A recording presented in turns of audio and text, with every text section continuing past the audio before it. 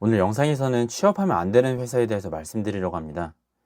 물론 지금 취업을 준비하는 취준생 입장에서는 어디든 월급 많이 주는 회사에 취업하고 싶겠지만 막상 내가 일하기 힘든 기업에 취업하게 되면 그 순간부터는 제가 경험했던 지옥을 경험하게 되실 거예요. 자면서 매일 두세 번씩 깨고 쫓기는 꿈, 낭떠러지에서 떨어지는 꿈 꾸고 회사 정문을 지나서 엘베를 타는 순간 손에는 땀이 흥건하고 심장이 막 쿵쾅거리고 숨 막히는 그런 경험을 하게 되실 거예요. 제가 대기업, 중견기업, 공기업 모두 합격해보고 경험했던 내용을 말씀드리니까 취업하시기 전에 꼭 참고하셨으면 좋겠습니다. 저의 첫 직장은 항만공사라는 공기업이었어요. 처음엔 안정적인 직장을 꿈꿔왔기에 너무 좋았고 감사했지만 막상 일해보니까 그 안정성이라는 게 저와는 맞지 않았어요. 왜냐하면 나에게 안정성이 적용되는 것처럼 내가 싫어하는 사람에게도 당연하게 그 안정성이 적용되거든요. 내가 싫어하는 팀장님, 과장님도 안 잘려요.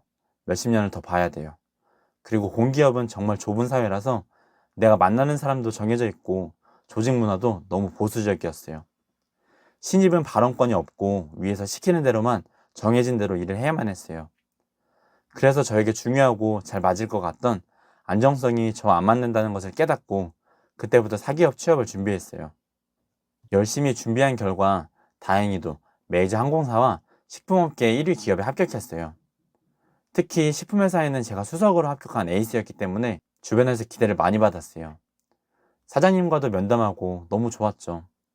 블라인드와 자플래닛에 적혀있는 글들에는 무서운 문화들과 힘든 점들이 있었지만 저도 여러분처럼 나를 뽑아만 준다면 내 모든 것을 갈아놓고 일하겠다는 신입의 패기가 있었어요.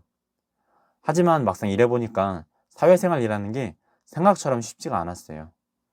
매일 아침 7시 출근에 10시, 11시 퇴근, 그리고 퇴근하면 선배들과의 회식, 아니면 바이어 접대 술자리, 끝나고 집에 들어가면 1시에서 2시, 또 다음날 7시까지 출근하기 위해 술도 안 깬 상태로 출근하는데 이게 너무 힘들어서 못 버티겠더라고요. 내가 받는 월급의 3배는 일해야지 그 월급을 받는다고 하는데 정말 대기업이 그냥 월급을 많이 주는 게 아니더라고요. 수습 기간이 끝나고 제대로 정규직이 되니까 주어진 목표에 대한 성과 압박이 짓눌렸습니다. 어느 날부터 항상 두세 번씩 쫓기는 꿈을 꾸면서 깨더라고요.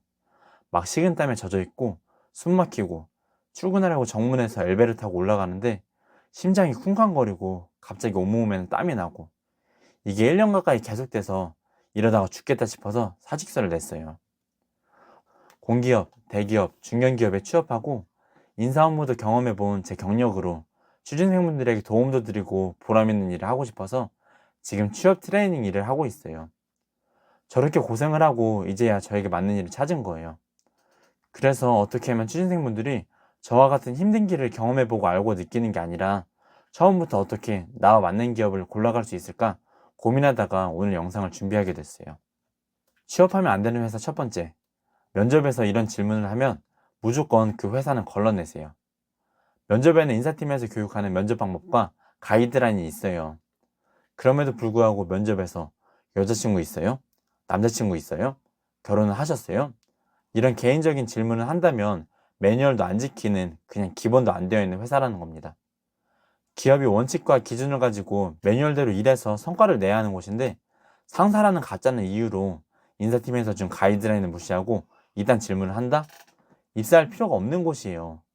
일하면서 내가 성장하기도 해야 하고 내가 제대로 평가받기도 해야 하는데 이렇게 기업의 얼굴이라고도 할 수 있는 면접에서 이런 상사들이 있는 회사는 그냥 걸러버리세요. 그리고 입사해서 수습사원일 때도 이런 질문을 한다면 수습일 때 빨리 나오세요. 솔직히 회사는 일하러 오는 곳인데 내 개인사를 잘 알지도 못하는 사이인데 이런 걸 질문한다는 것 자체가 조직 문화가 제대로 갇혀있지 못하는 회사인 거예요. 둘째, 주먹구구식으로 일하는 회사도 걸러내세요. 예를 들면 일반적으로 자소서 합격하면 서류 전형 통과했다고 이메일 받고 문자도 받는데 그냥 전화로 내일 당장 면접 보러 오라고 하는 회사는 거르세요. 기본 시스템 자체가 안 되어 있는 회사예요. 왜냐하면 채용은 정말 기업에서 중요하게 생각하는 과정 중에 하나예요. 신입사원 하나 뽑아서 교육하고 일할 만한 사람 하나 만드는데 비용이 정말로 어마어마하게 들거든요. 그래서 정말로 정성 들여서 채용 프로세스를 준비하고 진행해요. 그런 채용 과정인데도 그냥 바로 전화로 합격 통지하고 지원자 일정이 있을 수도 있는데 그냥 다짜고짜 내일 면접 보러 바로 오라는 회사는 갈 필요가 없어요. 기업은 조직이기 때문에 시스템으로 돌아가는 곳이에요. 그렇기 때문에 이런 주먹구구식으로 일하는 회사에는 갈 필요가 없어요. 셋째, 현직자가 기업에 대한 만족, 기대가 없이 불평, 불만만 있는 회사도 거르세요. 이걸 알기 위해서는 현직자 인터뷰가 꼭 필요해요. 용기 내서 내가 가는 회사 주변에 흡연구역이나 정문에서 현직자에게 질문해 보세요.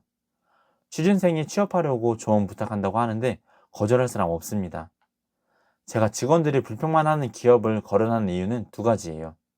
첫째, 불평만 하는 선배의 모습이 내 미래의 모습이기 때문이에요.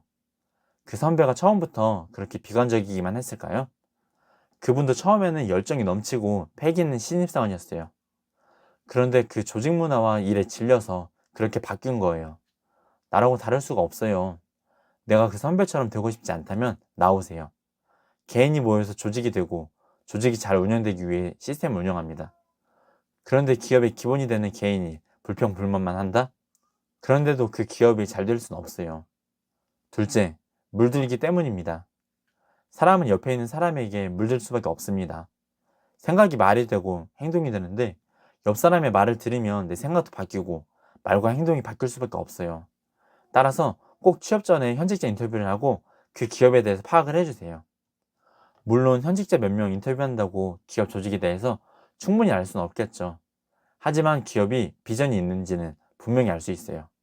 내가 짧게는 몇 년, 길게는 수십 년 일하면서 커리어를 쌓을 회사인데 이 정도도 안 알아보고 취업할 수는 없잖아요. 지금까지 걸러야 하는 회사 세 가지 기준을 말씀드렸어요. 기업은 내가 돈 버는 곳이기도 하지만 내가 성장하기도 하고 제대로 평가받아야 하는 곳입니다. 그렇기 때문에 이 기준들 말고도 다른 기준들이 더 있겠지만 지금 취업하기에 급급하다고 이런 회사에 덥석 취업해버리지 마시고 최소한 이런 회사에는 취업하지 말아주세요. 앞으로도 취업에 도움이 되는 영상을 보고 싶으시다면 구독과 좋아요 부탁드립니다. 감사합니다.